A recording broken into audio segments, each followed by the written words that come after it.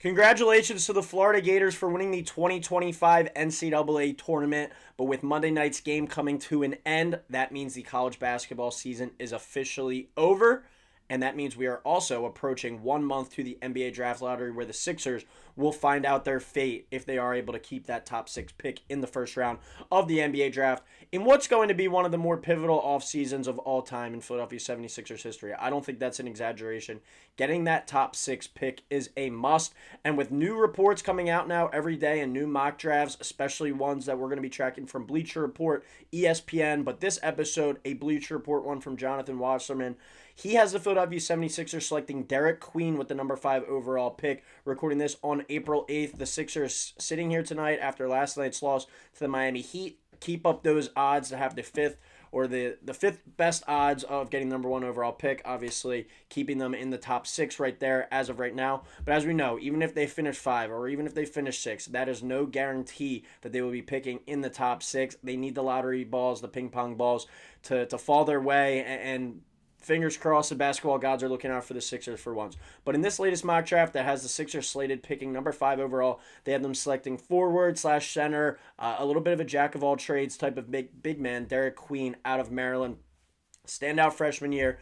And just a really impressive overall player. When you see his comparison here in this mock draft, Jonathan Wasserman compares him to Alperen Sengun. I think that's a good one. He kind of has that Jokic type of flair to his game where you look at him physically, you look at him athletically, he's not going to wow you. That's not the type of player he is. Same goes for Sengun. He's a high IQ player, a savvy player, has a little bit of kind of jazz funk to his game. Like, I don't really know the best way to describe it in that sense, but he's got a bag to him. I think that's the best way to kind of describe it. And not the biggest player, about 6'9", 6'10". Is he a long-term 5? Is he a long-term 4? I think that's going to get sorted out at the NBA level. But he's a talented player, to say the least. And my stance, just kind of big picture on this draft for the Sixers, obviously if you get number 1, Cooper Flag, 2, 3, you're probably looking at one of the Rutgers guys, whether it's Dylan Harper or Ace Bailey. But a lot of people on here on some of these videos are complaining about why are we drafting more guards when we already have Tyrese Maxey and McCain in some of the previous videos we've done. Why are we drafting a big man when we have Joel Embiid? Or why aren't we drafting a big man while we have Joel Embiid to develop behind him and hopefully play, in the games that he's not able to play? My big stance, my big picture view on this entire draft, you draft the best player available. You're not caring about fit whatsoever. Sure, you have a stable of guards right now and potentially Quentin Grimes coming back as well to add to that. I'm not ruling out any of the guards if they're at pick 5, pick 6 in that regard, or even if they're at pick 2 and you have the ability to pick Dylan Harper. This team just needs to add talent and young talent, and you kind of figure it out as it goes along. And what is a really talented draft as well, I think there's players in this top 6 that could definitely help the Sixers from day one. Whether Joel Embiid's on this roster or able to play or not. Whether Paul George is on this roster and able to play or not. Whether Jared McCain's ready for game 1 of the season or not. This is a must-have to acquire the best possible talent possible, because you're not most likely going to be in this spot again, the ability to pick up here.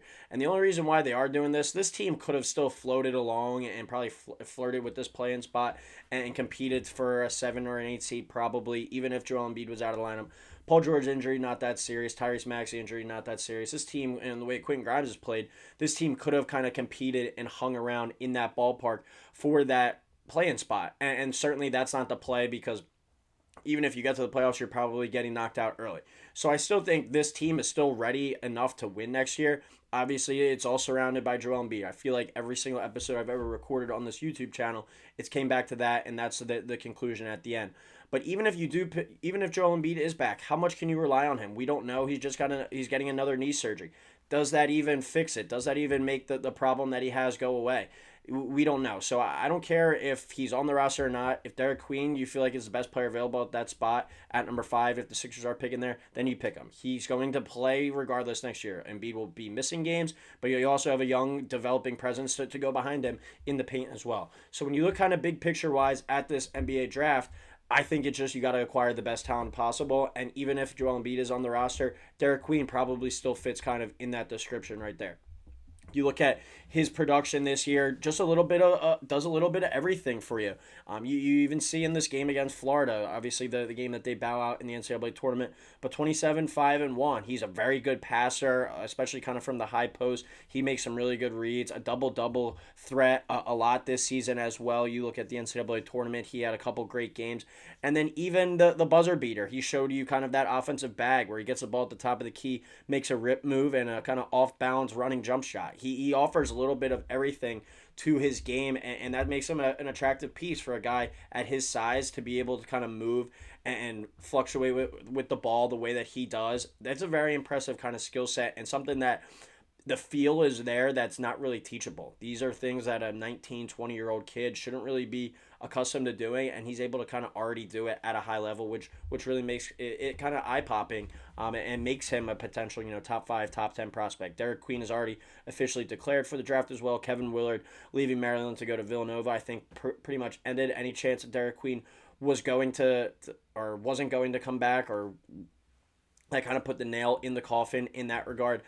So when you look at Derek Queen and his ability to kind of come in there and contribute from day one, I'm not saying he's going to have that Jared McCain type of impact, but his game is translatable in the fact where he's not just thriving off athleticism and he's like, all right, I need to be the most athletic player on the floor to do what I do. No, he's got a well-rounded game and skill set that is able to kind of translate, I think, to the NBA day one. So when you kind of look at some of the other players that might be potentially in the running at that number 5 pick, if the Sixers do sit and pick there, and that is where the lottery balls have them eventually go, I think Cooper Flag, Dylan Harper, Ace Bailey are off the board. From there, it's kind of debatable. Do you like a guy like VJ Edgecombe, which is more of a raw prospect but super athletic? Kasparas Yakachonis, who's very high IQ, kind of like he's similar to Derek Queen, but from the guard spot where he's not the most athletic player, but he's got a really good already impressive enough kind of offensive skill set and mature offensive game to hang around. Kamala Malawach from Duke, he had a terrible game there against Duke, or excuse me, against Houston in the Final Four. His draft stock might potentially fall. Con Knipple is a day one plug and play guy, not the highest ceiling though. Trey Johnson, certainly a shot maker that we've kind of talked about on this channel before as well. Jeremiah Fear is a guy I really love, but I don't know how well he fits. I know talking about at the beginning kind of drafting for best talent available, but Jeremiah Fears is too similar, I think, in the regards to a Tyrese Maxey and a Jared McCain, where it's kind of, are you wasting the pick? A lot of these other guys, I think you can kind of slot inside side by side. Trey Johnson more so. Derek Queen, I think you can go out there and throw him in potentially for some minutes at the 4 as well. And you kind of look at the list down to 15. This is going to be talked about much more over the next month or so as we lead up to the lottery, and then certainly up to the draft, especially if the Sixers are able to obtain that draft pick. But it's a situation that it's fluid. Obviously, we're recording this on April 8th. We go up till May 12th until we know whether or not the Sixers have that pick. But you're going to be evaluating all these prospects over that time. We're probably going to touch on each and every one of them.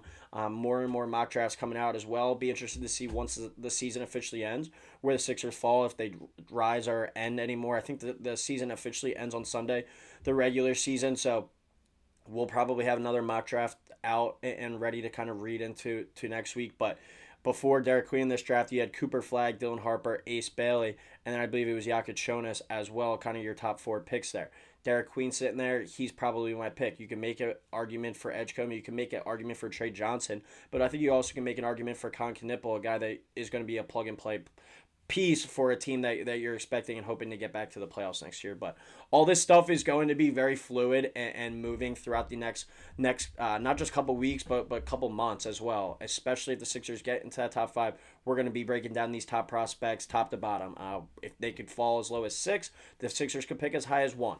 Everything is kind of fluid and remains in motion, but my big picture kind of takeaway and the one I wanted to really talk about with this specific video, don't look at the roster right now. I think you just got to draft for best talent available, because even if Embiid does come back like we were talking about, he's not going to be a guy that's going out there and playing every night. You're going to need pieces there in the front court. Whether you have the ability to pick a guy like Dylan Harper, put him in with Tyrese Maxey, Jared McCain, Quentin Grimes, and you kind of figure it out from there. Maybe one of those pieces come expendable, come tradable. But you're not just going to draft players based off fit. I don't think that's the way to go when you're picking this high in the draft. If they were picking more around 13, 14, they did find their way into the playoffs, or they were like the first team out of the playoffs, okay, then we can have that kind of conversation. But this is a circumstance where when's the next time you're going to be picking in the top 5, top 6 potentially, and you have to be able to jump on that opportunity if the lottery balls fall the Sixers' way, and they're fortunate enough to be picking there in the top 6. But everything from now and then, it's still fluid. Derek Queen, as I said, I would welcome him to this Sixers team, and I think his offensive game would be a very interesting fit and a good fit with some of these young guards that the Sixers have to kind of build with long term. But let me know what you guys think in the comments below. Are you a fan of Derek Queen and his game, freshman out of Maryland? Do you like what some of these other guards could potentially bring, or are you all for kind of drafting for need? Do you want to draft for fit? Do you want to draft best talent, best player available? Let me know in the comments below. As always, please drop us a like, drop us a subscribe, and we'll be talking to you next time here on Sixers Digest.